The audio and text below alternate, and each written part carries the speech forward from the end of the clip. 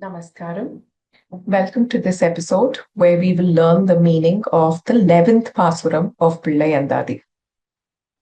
The 11th Pasuram goes as கற்பகமே என்று காசினியோரை கதிக்க மாட்டேன் வெற்பிடையே நின்று வெந்தவத்தீயலும் வீவமாட்டேன் பற்பல கலை வல்ல பாவலனே பத்தர் ஏத்தும் தூப்புல் அற்புதனே அருளாய் அடியேனுக்கு அரும் பொருளே.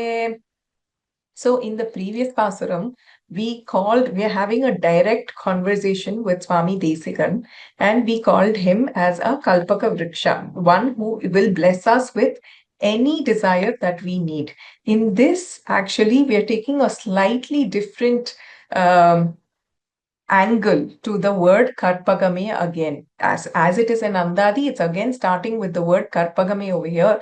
But then in the previous Pasuram, we actually referred to Swami Desikan as a Karpagam Maram over there, Karpaka Vriksha.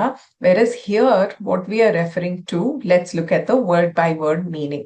So, Karpagame yendru kasiniyorai kadikka maten. In this Pasuram, Kumara Varadhacharya is talking to Desikan straight away. So when we are entering this Pasuram, it is like we are talking to Swami Desikan by telling him what are our inabilities that we have as a Jivatma over here, and how each of these inabilities itself becomes a qualification for us to become a Desika Dasan or a Desika Dasi for the women, right? So, what are the disqualifications we have? Karpagame yendru, where we will not, Karpagame yendru means you are like a Kalpaka Vriksha. And who are we saying that to? Kasiniyo, right? The earthly people that exist in this world. Kadikka Martin. I am incapable of going and singing the praise of all the earthly people who are there in this universe. I am not someone who can do this. That's my first incapability. I am someone who can only sing the praise of my Acharya Guru Paramparai and Perumal himself, Perumal and Tayar. But I will not go to any other earthly living people and go and sing their praises in order to get some very trivial benefits out of this material world. When I have Perumal and my entire Guru Paramparai to give me something that is permanent, they give us benefits that are permanent, and our Acharyas and Perumal will give themselves to us as the final benefit, then what is the point of me going to all these earthly people and singing their praises in order to get something that is very trivial or temporary as a benefit from them? So, Karpagame yendru kasiniyorai kadikka maten. I will not sing the praises of these earthly people, calling them as, oh, you are a Kalpaka Vriksha. Oh, you are such a great person, and expect some benefit to be received out of these praises that we sing out of them. I will not do that. That is my first incapability. What is my second incapability?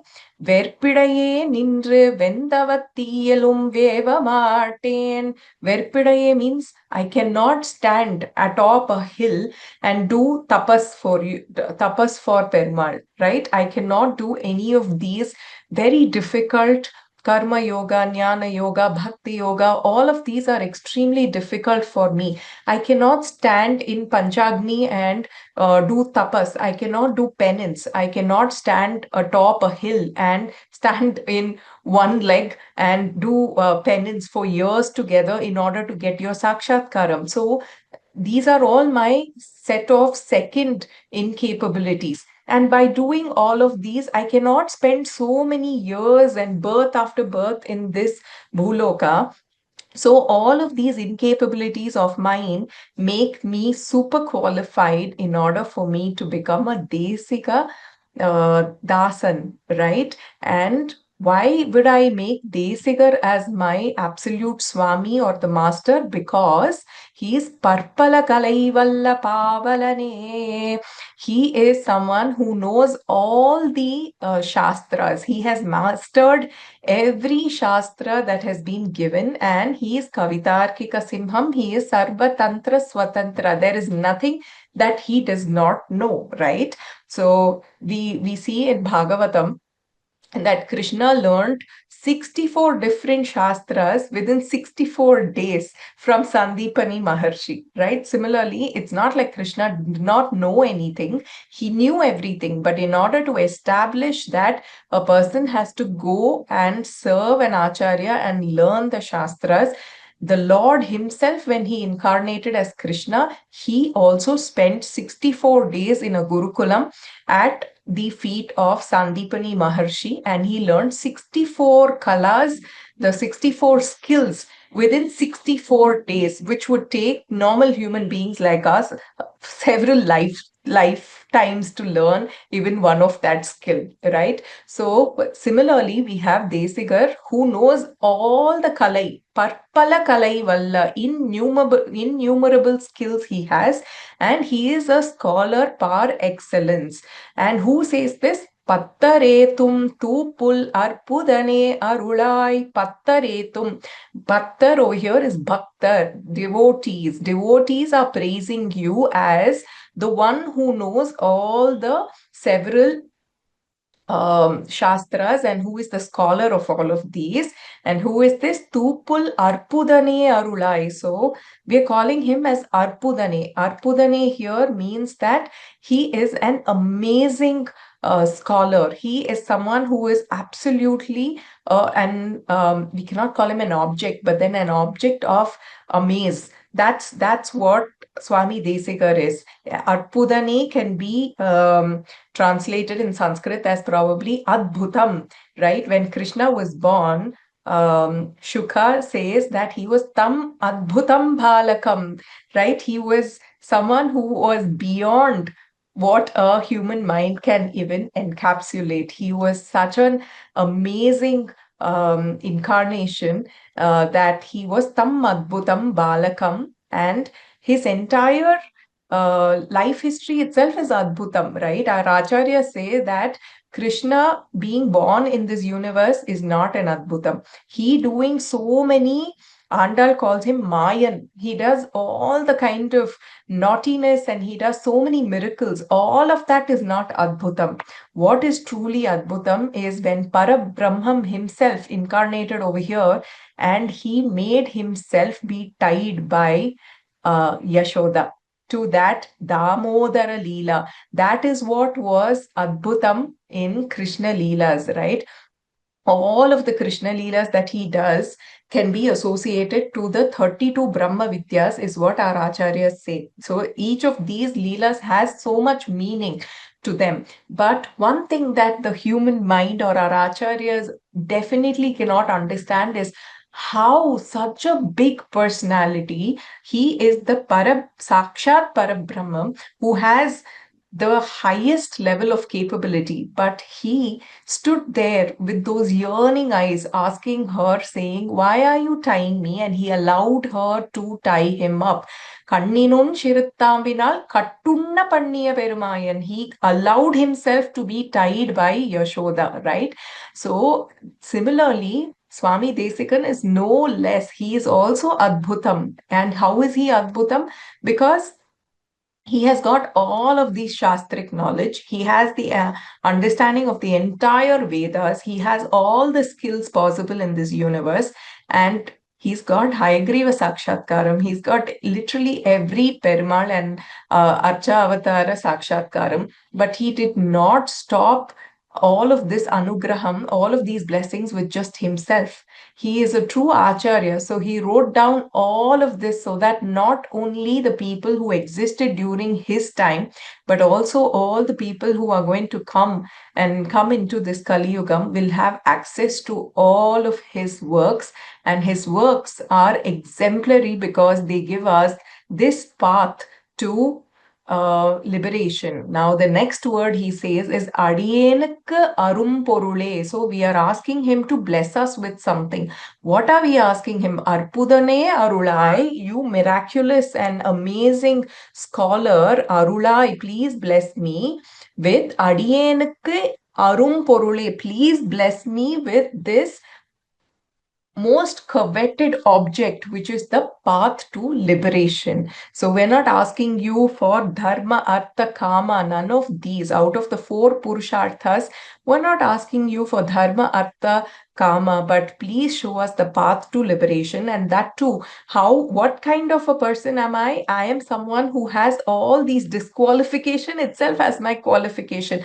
I cannot go and praise someone in the worldly material hemisphere saying that they are kalpaka vriksha. I am not here to get any of these trivial benefits out of all of these praises to the king, to all these earthly people who exist here. I'm not someone who can stand atop a hill and do penance, or stand in between the flames of Panchagni and still have an unfocused or a complete focused and an undeterred mind which is focused only on you. I cannot do the karma yoga. I cannot do the jnana yoga or the bhakti yoga. These are my disqualifications. But my biggest qualification is that I cannot do any of this. And that is why I have chosen you, or you have chosen me, the incapable one, out of your extreme compassion, in order to be your bhakta. And please bless me with the most coveted object, which is the path to liberation. So we are asking him to give us the knowledge that will give us the path to liberation. And you're the only one capable of making me obtain this coveted path. Therefore, kindly grace me that I attain the state of eternal bliss. Now, this Pasuram is very, very interesting because it has similarities with many Pasurams of Ramanuja Nutrandadi. The first half of this stanza is similar to the Ramanuja Nutrandadi stanzas of 21 and 35. So let's take a quick look at what does the 21st Pasuram talk about. It says, Nidiyai பொழியும் முகில் என்று நீசத்தம் வாசல் பற்றி. So we cannot go to the footsteps of those people who are so wealthy. And Didiyai பொழியும் முகில் என்று, they are the people who are flourishing with wealth, but we will not go to their footsteps and be there to sing their praises. துதிக்கற்று உலகில் துவழ்கின்றிலேன். So I cannot sing their praises to those who are the so-called worthy people and the wealthy people in this world, in the material hemisphere.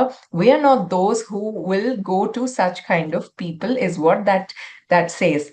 Now, the 35th Pasuram also has a very similar meaning. நயவேன் ஒரு தெய்வம் நான் இலத்தே சிலமானிடத்தை புயலேயன கவி போற்றி செய்யேன். So again, I will not sing the praises. I shall never ever seek any other demigod. So here we are also talking about Paradevata. We will not go to any other demigod asking for any other requirements.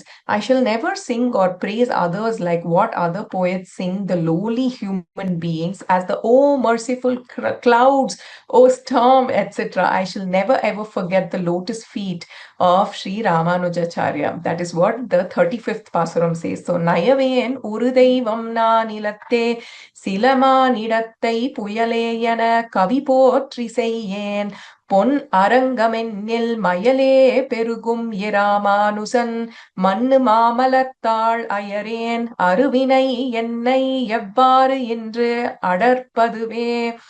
So there is no way I'm going to go and sing the praises of any other demigod or any other lowly human beings, but I have the lotus feet of Swami Ramanujar himself, and therefore this bhakti itself, which simply melts with love and bhakti when he simply utters the divine name of when Ramanuja utters the name of Sri Ranganathan, what else do I need in this earth?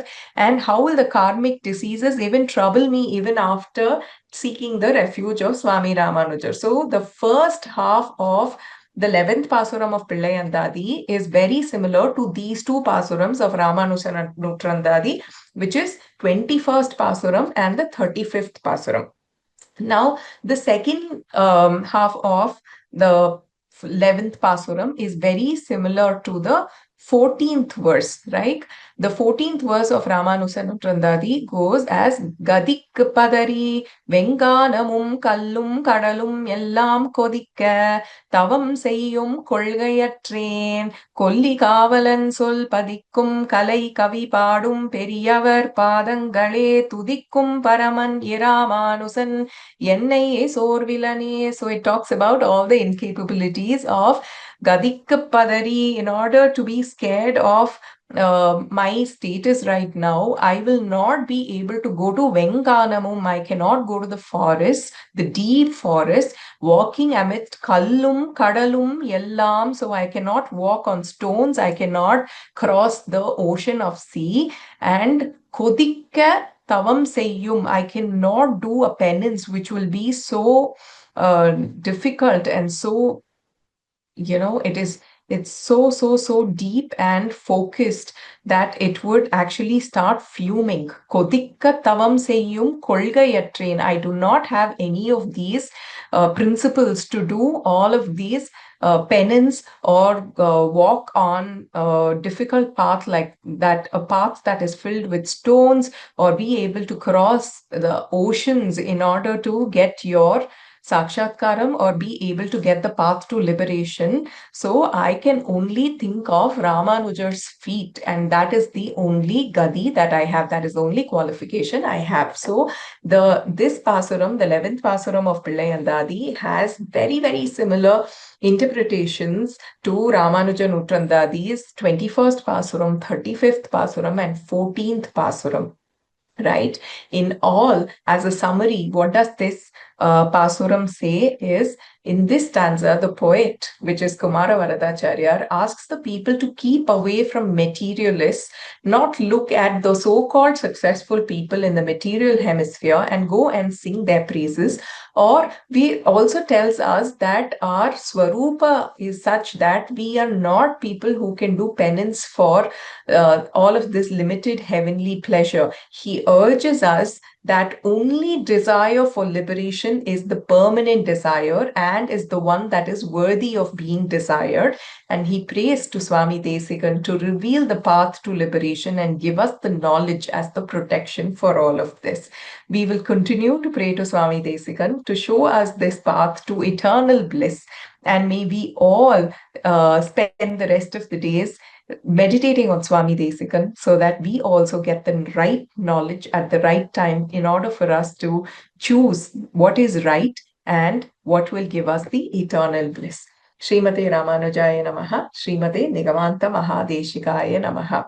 Dhanyosmi.